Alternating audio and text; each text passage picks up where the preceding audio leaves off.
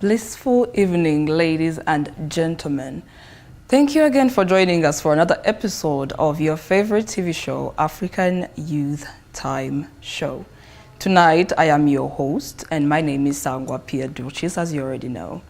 I am not alone at the presentations, though. I am very much glad to invite and present again my co-host, Mr. Melwin from Gabon. Melwin, how are you? I'm fine, dear Sangwa. How are you? I'm good too. How has been your week? The week has been great. A bit stressful, but okay. Okay. I hope everything is settled though at the end of the day. Yeah, everything. Thank God.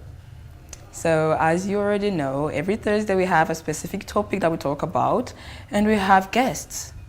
Please, ladies and gentlemen, allow me to welcome the guests of tonight. The guests of tonight are young students from different universities here in Kigali, and they are thrilled to be with us to talk about a very important topic. Can Rwanda achieve its economic emergency in 2050? Before we start with presenting our fellow guests, I want first to remind all the corporations and investment sectors that want to sponsor this show that's very much about empowering and inspiring the African youth in general, that the doors are wide open. You can always reach to us here on Isango Star or contact us. The doors are very much open. So, Melwin, can you please go ahead and introduce our guests? Thank you, dear Sangwa. So tonight, as every Thursday, we have the opportunity to discuss a crucial topic on Africa Youth Time TV show. And to help us to bring you in the center of the conversation tonight, we have 4 amazing guests with us, student leaders, which come from different universities of Rwanda. And among them, we have Mr. Paul Massanvu, who is a student ambassador of African Leadership University and the founder of the enterprise ECOMAS. We have Mr. Asamba Hali, who is a student 3rd year of economic at UNILAC. We have Mr. Emmanuel Dixon, who is a 3rd year student at UNILAC, and Mr. Kwaibu Chol, who is a 3rd year student at UNILAC. Good evening, dear everyone, and welcome once again. How are you doing, people? How's been life? Are you guys ready to emerge in this topic of tonight? Do you think you have a lot of opinions and ideas that you want to share with us? Without further ado, ladies and gentlemen, let's begin our questions. Melwin, can we start our questions by asking them, what do you guys think? When we say economic emergency, what do you guys understand? I want us to be as opinionated as possible. We want to hear from you. We want to hear your opinion. So if anybody has anything to say, you can start now.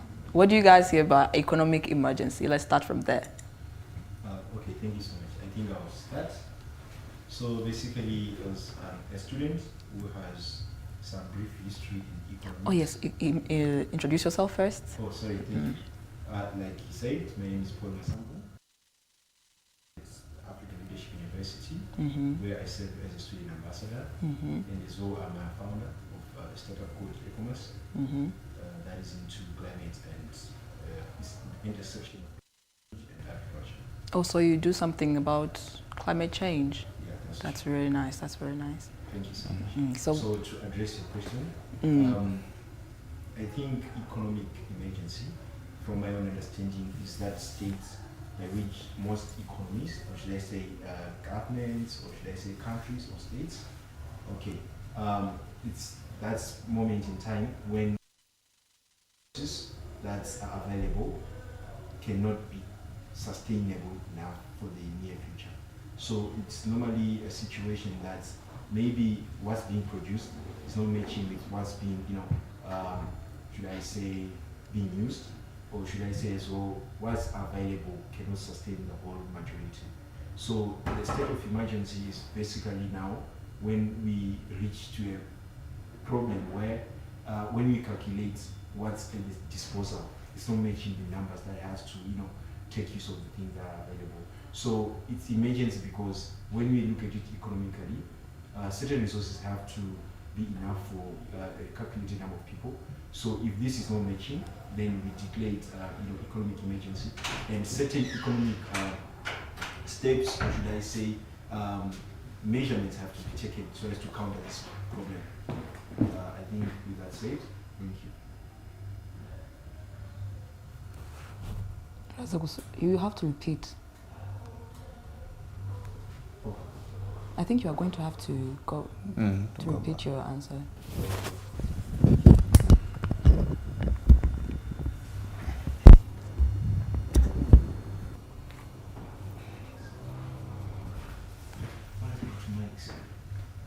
Wait. We don't know. Wait.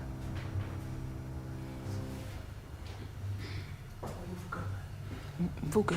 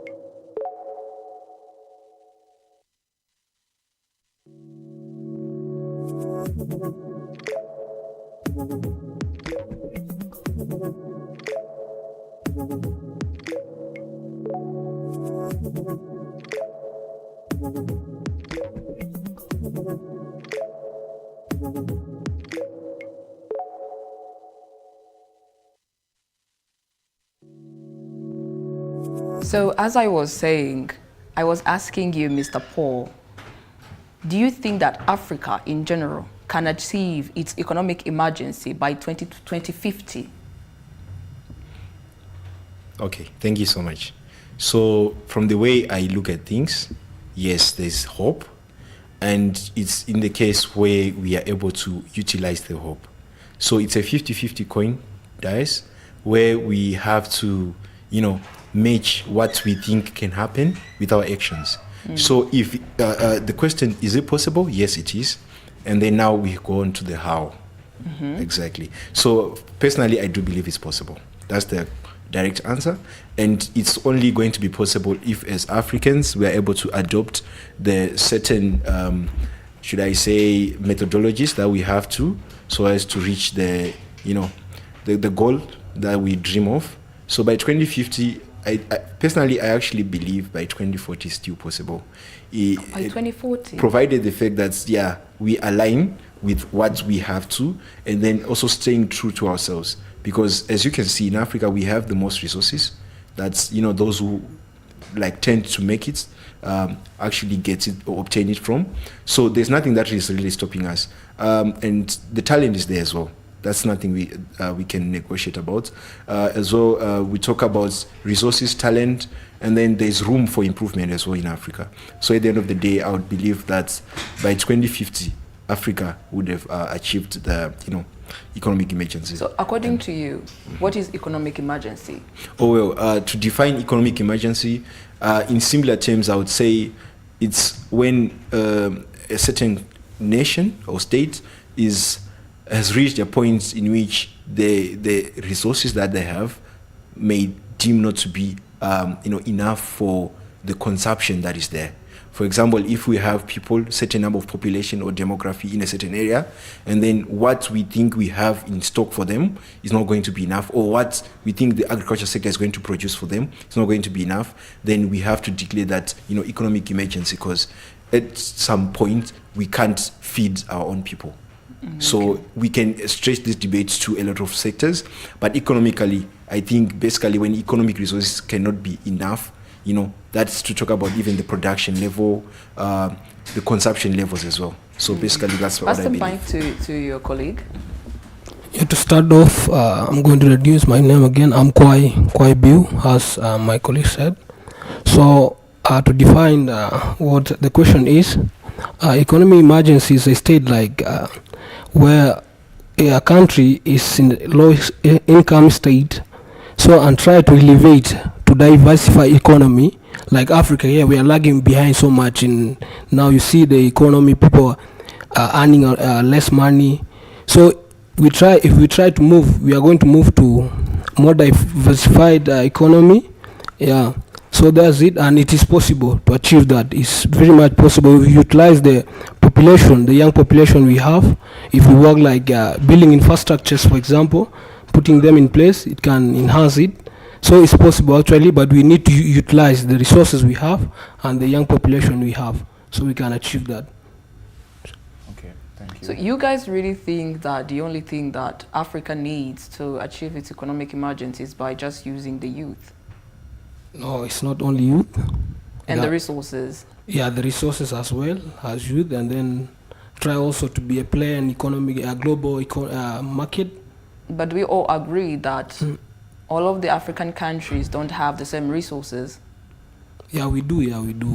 Do you think that all of the African countries in general have the resources necessary that can push it towards the emergency? Yeah, collectively we have them, like resources there. It's not all of us actually, but there are some countries, if we come collectively to work towards that, then it will be possible, yeah. So for you, your point is we have to work together. Okay, yeah, together, yeah. As a continent. Pass the mic to continent. your colleague. Good evening. Good evening. I'm Hassan Abangali from UNILAC, a third-year student of economics. Well, economic emergence means the movement of a country like from low income to middle or high income through by sustained growth and industrialization.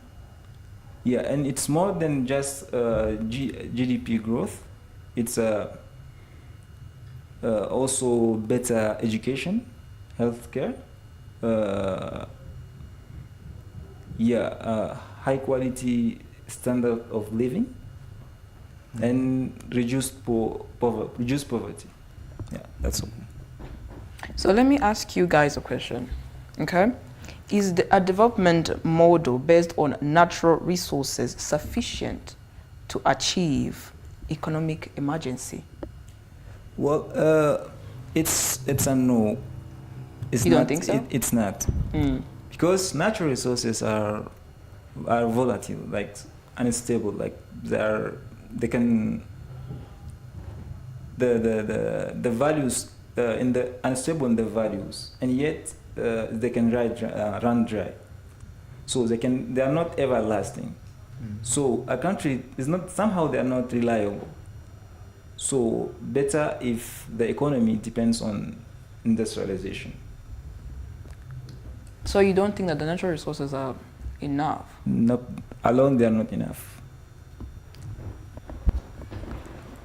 Yes, on point he said, yeah, they are not enough, because as you see, they can get depleted, they can finish, they can get exhausted. So for us now we can use it as a push for us. For example, we use the finance the money that we get from natural resources, we can finance the other sectors of development, yeah. So instead of depending on it alone, we can use the money we get there to uplift our things, yeah. Maybe to diversify and so on. Pass the mic to him, please. If I may interrupt on this one, all of you tend to say that we need actually natural resources for Africa to emerge economically. But we have been having natural resources since a long time. We had it for a long time actually. Why currently we are not emergent in Africa since we already have the natural resources needed for being emergent? That's my question. Yeah, to that question, what we are lacking is not the natural resources. We've said that we've got those natural resources, but the way that you are using those natural resources, instead of transforming them locally and then exporting only the final products, we, for us, are exporting raw materials and basics. So, and that's somehow reduce those the value of those raw materials. Instead of when we export products, even the value added is somehow high. So that's the only how does that I would say comes from, even if you have those raw materials and natural resources, but we still struggle with their transformations. Pass So the mic yes. to your colleague. Introduce yourself first. So, Imarati Deximani, and student of Unilight Year 2, academic student. It's a pleasure being on the show tonight. It's a pleasure having you. Okay. Yes, so to the question, economically, more especially when it comes to natural resources, to sustain, natural resources and alone cannot, it have limited jobs. So in order to sustain economic growth, you have to invest in infrastructure. These are the things that create more job opportunities. But if you just want to focus on resources and mineral, these things create job, but limited job. And when you have a limited job, there is no infrastructure, there is no investment. Definitely, you're not going to reach that mass you want to reach. So the best way to do is to invest in infrastructure. Is to also, if Africa want to achieve that as well too, they can also encourage the trade we talked about earlier. Trade, and by doing the regional trade, it can also help to bring these things to an end. But infrastructure is just focusing on resources. The resources are low because the prices come down at some point, so you cannot just focus on the resources. Africa has so many resources, but because of we just focus maybe on the resources, we are not investing in infrastructure, we are not investing in manufacturing of things, so we are not utilizing our resources. So we have to focus on both of investing our resources. We also have to focus on the process of the industry that will create more jobs for our people. Okay, nice. So now we know what is economic emergence and what are the factors needed. But currently in Africa, what are the obstacles that are stopping sustainable economic emergence in Africa? Thank you. This question is very important to Africa. More especially, I think, is one of the factors that is holding Africa back. And one of the obstacles is about the political instability and economic growth. Let's just say the political instability and good governance. So in Africa, when we talk about the political instability, we are also talking about, investors want to come into a country. They want to see how the country is stable. They want to see the crime rate. And because of lack of good governance, that one of the obstacles, the corruption. An investor not want to go in a country where the corruption is increasing and the government is doing nothing about it. So these are the obstacles that hindering our growth in Africa. Corruption, increase of crime rate, and insecurity, political instability. People are fighting each other. For example, an investor wants to come a country and the government officials are asking him to pay a certain amount before accepting him. This alone can make the investor to sometimes leave the whole investment process. So, but if we have good governance, these things will not happen. But Africa as a whole, we are challenged, more especially when it comes to the issue of corruption. Every country have issue of corruption. So that is the major factors that are eating Africa is lack of good governance. We have good people in the system, but the good people are not utilizing the system. We have good integrated institutions, but the integrated institutions are not being, they don't have the political will. Yeah, that's in other countries. You have the Anti-Corruption Commission, you have the LSC, all kinds of corruption commission.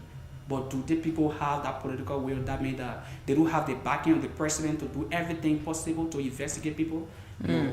Sometimes if you go against them, they remove you from tenure. So that is the issue. So let me ask you a question. According to what your colleagues have said before, they said that Africa can achieve its emergency by 2050.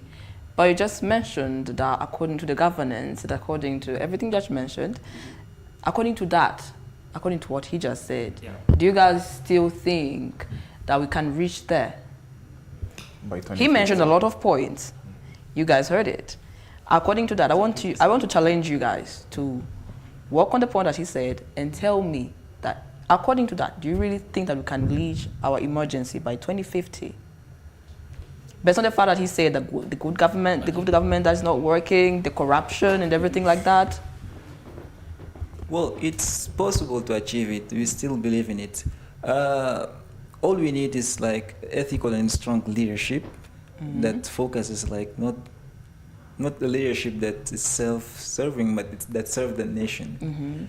And we also need to work on our education system, like to educate on how to manage the resources, to educate ourselves on how to manage the resources, and to industrialize in case we industrialize the continent. So no, for us not to depend on those natural resources as we said lately. Yeah, once all those stuff are achieved, we believe that it could be possible. Pastor Mark, to your colleague. Yeah, another point to that, we can also strengthen our institutions, for example, giving them autonomy. Like let's say these anti-corruption things, we can strengthen them by giving them the autonomy. If let's say the leaders are doing something, then they are being charged accordingly. So it can also help. And on the crime rate also, we can invest also in defending or converting that thing by investing in whatever. Commission like this, peacekeeping commissioners are working around Africa here.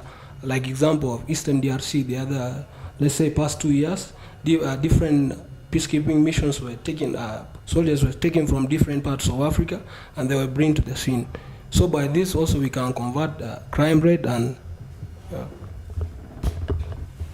Okay, thank you so much. So before I address the question, I just wanted to clarify something. Okay, so there are two terms here. There is economic emergency and economic emergence.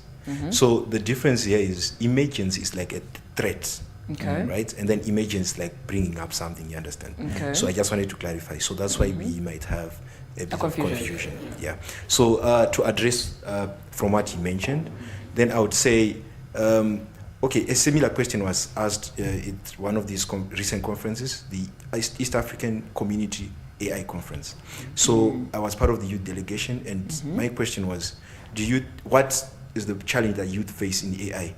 And then obviously, openly, the problem is lack of support in different kinds of ways. And then now the solution is, do you think we can have this achieved, right? And then for me, personally, of course, there's no solution that is known because, the future is yet to show itself. But we can use certain measures to kind of tell how the future may look. So it provided the African economies, all in all, agree that they are going to set, to put forward working systems that are able to adopt, because we have mentioned we have these resources, yes? We have mentioned we have whatsoever that is needed. And then what's, pulling away, or what's creating the gap between ideation and implementation. Then it's going to be things like support, like you said, a certain president has to back you, you understand? We have seen different economies where a president would back you, and then where a president would not back you. So these are the elements where we have to be tweaking around, but there are some hints to if or not we are not going to. So I think a direct answer to that, although it's a gamble, I would say, yeah, we can, because I've seen as a person who analyzes things, I've seen the way we are selecting our current leaders. It's no longer like in the past where we randomly select, right? We have to, and the way youth are, developing these days, they are able to question certain things. So I'm sure we'll reach a point where we'll question the leadership that is driving our, some of these organizations that we put forward, so that they will be driving forces of, whatever The innovation future. we are talking about. So I believe that we can achieve. By 2050. And I told you, for me, it may be far. Thank you. The whole of Africa, though, or you're mentioning just your country? Okay, I'm a Christian, and also debates about when the world is going to end is also, being talked about. So 2040 for me, 2050. yeah, for me 2040 we can achieve that. The whole of Africa. You're optimistic. I'm telling you, Oh. because some of the reasons why I believe we already have lessons from which we can derive these things from. For example, if we are talking about AI, you can see the way some Asian countries have adopted. Like, you are born as a child, you already know what you're going to be playing around. You understand? So as Africans, we are learning. And then the learning process has taken time. So let's not talk as if you are getting started. Some people have discussed this, right? So we are waking up with some solutions people have left. Now, I think the biggest role now is implementation. Let's Okay. not choose to sit. Let's, Okay. be in the working room. Thank you. Melvin? Okay, so we have discussed about obstacle of economic emergence in Africa as a whole, but none of you, like all of you, mentioned about the institution, the political factors that are actually stopping the economic development, but none of you mentioned the currencies in Africa, although they are actually, big concern currently in the web. So what do you think? Do you think Africa currencies are an hindrance to economic emergence in Africa?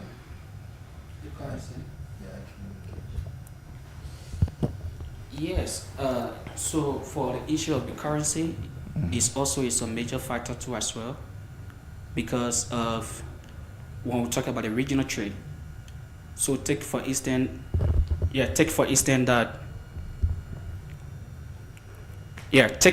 that you want to use like Uganda. You are in Uganda and you want to trade in, or you want to go in Uganda to go and get some goods.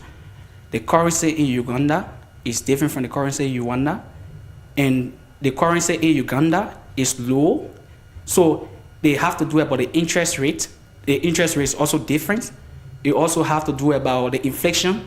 All countries have different inflation, have different situation. So, and even what make it most difficult in Africa, some countries even compared you to transact in United States dollars, in dollars. While it's true that you have your currency, your country currency, you are going to another country currency, country in Africa. Instead of you maybe going to Uganda for instance, instead of you using the yuan of France to buy, sometimes other countries say you have to use the United States dollars. So these are the factors that hinders we Africans, and if we want to achieve our vision in 2050, we have to focus on these things. The currencies is very important. Africa alone have more than 40 currencies, 40 different currencies. More than 40 different currencies. And this is one of the major problems. Take, for example, the United States. They have different states within the US, and they use one currency. You Okay. go this out. So, because if you move from Minnesota going to another country, you're using the same dollar. There is no inflation. You don't have to go and change. But for here, I live in Uganda. To go to Uganda, I have to change this money to the Uganda money before getting up. So these are the factors that affect us. So at the end of the day, you'll see prices will go up. Prices, the inflation, everything will increase because of the currency. So one of the recommendations, if we want to achieve that, I think we have to come together on the issue of the currency.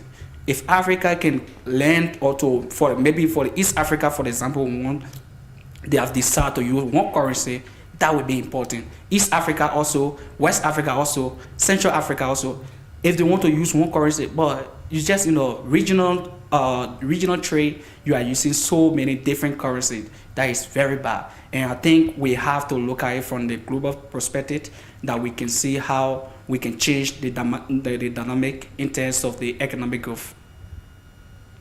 Yeah. Thank So you very want to add much. something? Thank you very much. I think the time is running very fast. It's not in our favor. So I want to proceed with the next question. I want to ask you guys, do you really think that the regional economic integration is the key to emergence? I think you guys are economic students. So do you really think that regional economic integration is the real key to emergence? Yes, go ahead. Honestly, I wanted to engage on the previous question. Okay, then you can. Yeah, but because of time, I'll just join the two questions. No problem. And the reason you will understand at the end. Yeah. And I also wanted to comment that the question is very important because, we may not necessarily address 100 questions, but it provides the basis from, Indeed. where we can answer the other questions. And the reason is, when you talk about the currency thing, it's not one-in-one thing. Like, there are a lot of factors, political effect, that are also involved. For example, you look at the world powers, which are the people who are ruling the world. They are the ones who use currencies heavily, right? And then, but somebody in philosophy or even economics can ask you, who has the resources?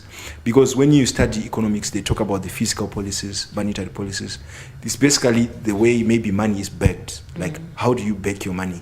For example, when you look at who is rich in terms of resources, by now I think the currency of DRC is supposed to be the most valuable money, right?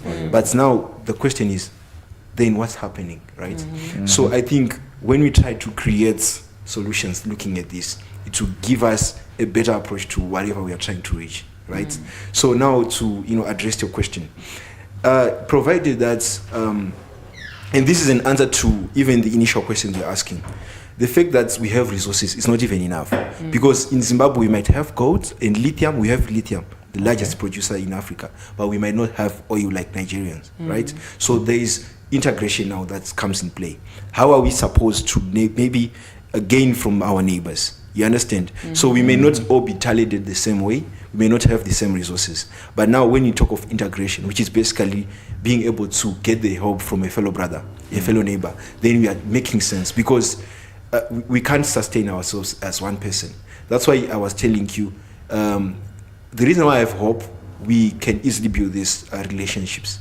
They are very possible. Because once we know maybe the enemy, it's very easy to know a friend, right? Indeed. Yeah, so at the end of the day, to just address about regional integration, we as countries or as citizens, we have to maybe remove this philosophy to say I'm Zimbabwean, and actually it has gotten worse because they are tribes. You understand? So people are already divided within their own countries. You understand? So when you talk about regional integration, we have to set aside all those elements like trying to seek originality and then think around the areas where we can make solutions, not just for us, But for together. Africans together as As whole humanity. one. Yeah. Thank you That's very my much, take. Mr. Paul. That was very insightful. Does anybody has anything to add on what Mr. Paul said? Okay, let me add a bit. My reply is going to get into another currency, different currencies of Africa. You imagine now we come together as a region, let's say East Africa here. So if we are here, we can get the one currency that can facilitate our trade, of which can ease now the movement of people and the good within the countries in the same region. So there it can help.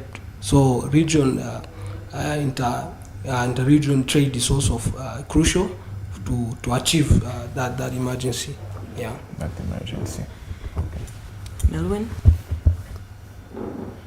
So the next question will be, since the beginning we are talking about institutions, the next question will be, what policies can Africa or any country in Africa can implement to actually, that will provide or make the way to economic emergence? What policies can Africa implement? For a sustainable economic emergency. Well, as I've already said, like for economic emergency, the first policy would be the good governance. Because if we want to work forward, we need to have a system that responds to our realities. And the second one would be investment in infrastructures. We need to have also our appropriate environment where we can operate. And I would also add industrializations, transform our own goods, like our own resources here, before to export them. Yeah, and that's all. Does anyone has anything to add on the policies? Yeah, so for the policy aspect, as you said it right, it is good, more especially in Africa. We have to invest in agriculture too as well. We have to look at our agriculture sector because we have the land, and I think if we invest in more in agriculture, if we put more resources in agriculture, and we utilize the resources well, we can sustain, because agriculture alone create more job opportunity. And as I said, if we invest in infrastructure, these are the things that create employment.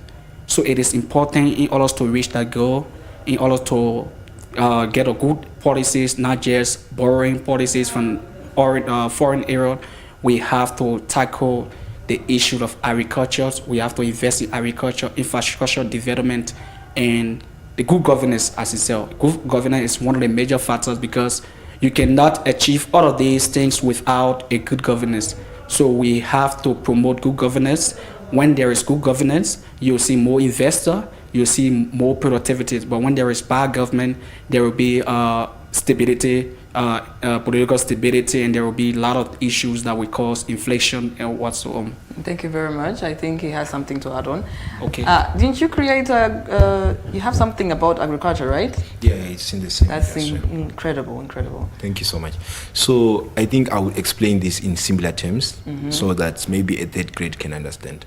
So policies basically are like set of rules that govern how something has to be adopted, has to be used and all that, right? So imagine you make a policy that is not even friendly to the next person because it benefits you. You understand? So how or maybe which type of policies we have to put is supposed to be inclusive of who are we putting these policies for. So if Africa is making policies for Africa, then let the policies be sustainable. In what ways? Number one, if we are making a policy and then we put something like age, already there's a certain type of group of, like a group of people we are already, removing from our whatever calculations we are doing. You understand? So I think the more inclusive these policies become, the more engaging they are also. You understand? For example, I don't want to give like direct policies like some governments have said, but in a nutshell, we were talking about agriculture, right? So we don't expect to see agriculture policies allowing youth maybe after the age of 18 to start owning businesses. You understand? So such policies, actually I've often seen policies are also some of the things that hinder youth in trying to pursue certain industries. For example, certain youth cannot be able to hold a certain account in different banks. You understand? And then now you question yourself, why is it so? You understand? You go to other countries, some youth are millionaires. You understand? It's very possible. So this question is all about policies. It's very important. Yeah. And I think it's something that also requires good institutions, like I was talking about, to say if it's possible, and we have seen it's possible, now let's just make it inclusive. I think that's my simple contribution to the theme of policies. Thank you. Thank you very much, Mr. Paul. So before we wrap up, I want to ask you the last question.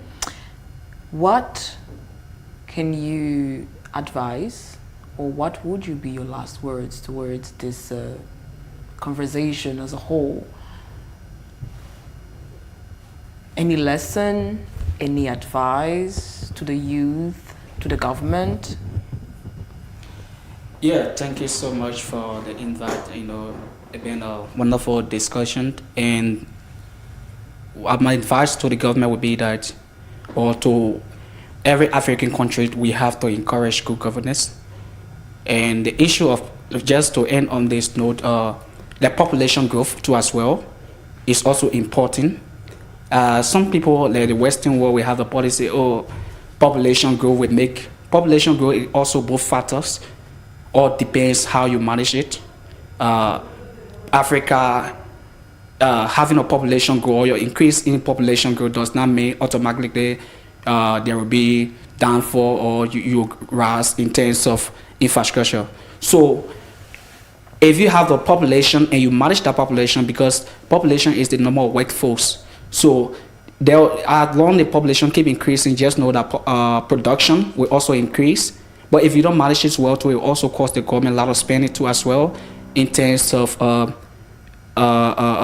building a hospital. Let's just say public work have to do with rural hospitals and education. So in Africa as a whole, because even good policy, if you have a bad governance, the good policy won't work, because they are the implementer of these policies.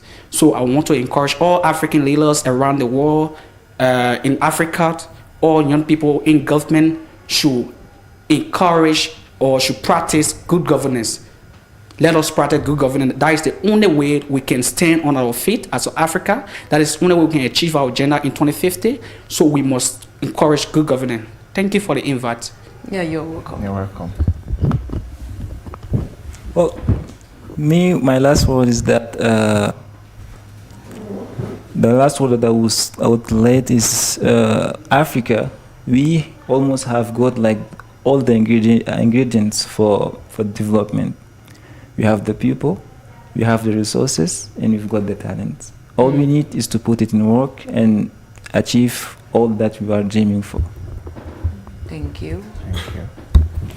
So again, as Africa, we have pool of resources, which is vast, and then we have population. Now as we discussed the hindrance here, we know the hindrance. It's now for us to come down, sit down, and try to work this thing out. Our strength, which is the natural resource, population, and try to use it to achieve our goals, which is 2050. Thank you for invitation. Thank you. Okay, so basically, I would say at ECOMAS, there's a famous quote that we always repeating. So it says, while we may not guarantee fear, like the solution to fear, let's hope find you trying. So what this is supposed to mean is basically, some answers come along the way, you understand? And I've seen, it's not because I'm saying as Africans we don't want to keep trying and stuff, but to some extent I feel like even if you study history, you see how the Japanese, Chinese studied their own industrialization. Things are there on paper, you can see. We have to make these things. So I'm not saying we end up talking too much about things and not do anything, but I feel like if maybe we are to balance the scale to which we speak and do, then we can easily achieve whatever we are trying to preach. So I'm a person who really believes in action, which is why I would talk maybe at the end of doing something. You understand? So I think that's my own take to say I think more action has to be put on the ground, and after the action, we may not necessarily even need to talk. People will see the results. So basically, I think that's what I can say as my last words. Thank you so much for the invitation. You're welcome. You're welcome. You know, something you said caught me in a positive way, though. And then I was thinking, you thought about population growth. Then it came to me, I was like, do you guys think that the population growth of Africa, because a lot of people from the outside keep saying that Africa has the highest number of youth compared to any other continent. Mm-hmm. What would you say to the youth in particular? Because you empower the youth, you empower the nation. You empower the youth, you empower the continent. As Africa is one of the continents with the highest number of youth, what would you encourage the youth, and as Africans in particular, you know, all of us together, what would you tell them to do? How would you advise them to keep pushing so that we reach the goal that we have set for ourselves? Okay, that is addressed to me, right? All of you. All of us.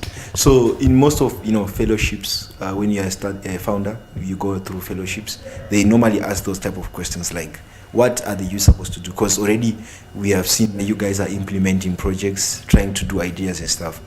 But it all depends, because as youth, it's very difficult for us to reach other youth, to be honest. Because when you see it, I'm just here as a youth, and then there is a certain youth in Uganda, but I still want to share the same news to the youth. So I think there's a certain way systems have to include youth first in whatsoever they do.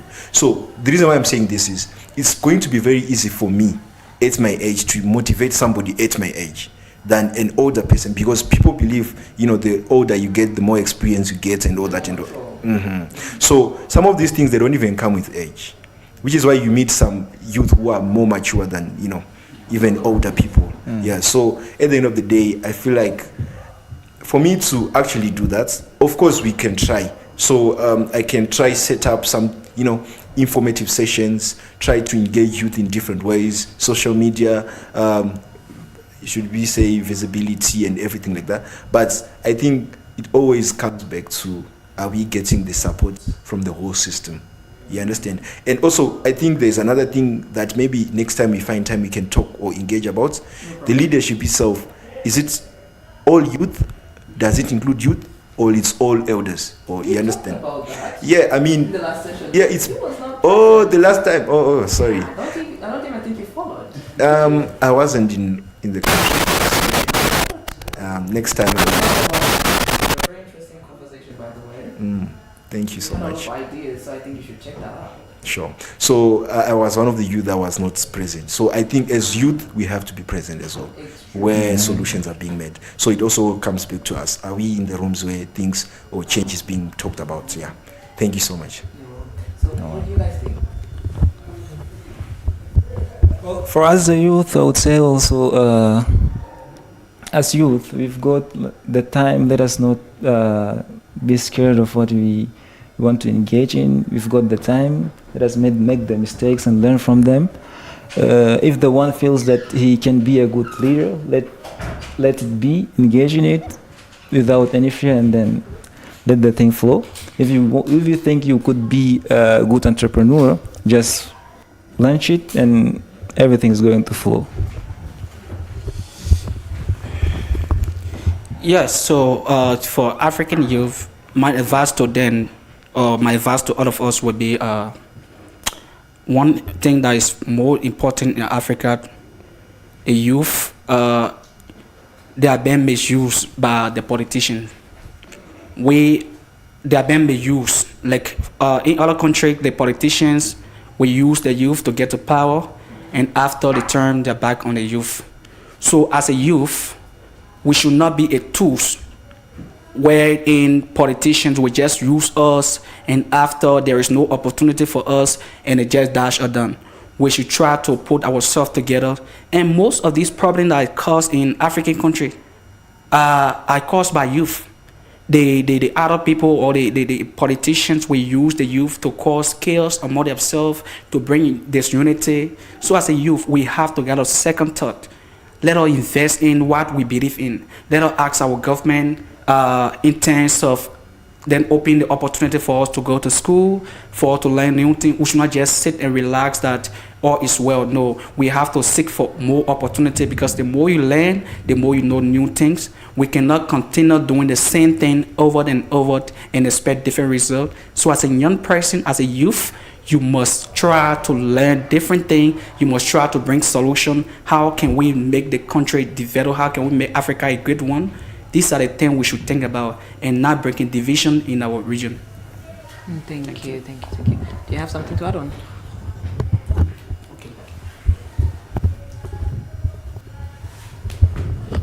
What would you tell the youth in Sudan or So it's like we Anywhere stay else. positive. We try to be a partner in discussion as well. If there is any policy being made, then we try to be there as youth, so we know where are they taking. We cannot be sitting back and say they are misleading us when we don't participate as youth.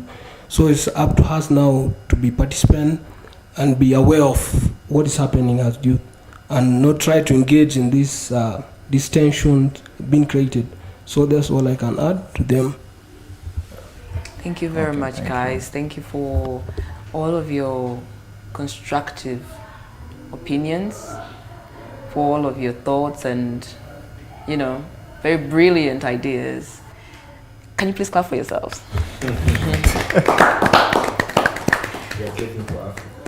Indeed. Yeah, indeed. of course, for Africa. Thank you, Melvin. Thank you, Sangwa. Did you learn something? Of course, I learned many things. They are whole leaders. They taught us many things today. Indeed. Thank you guys for joining us here today. Thank you for allowing us to present you these amazing people, brilliant individuals. It's always, a shared space is always time to learn something new. And I hope that you guys also learned something from this. Let us see each other again next Thursday. It was me, Sangwa, the presentation. See you next time.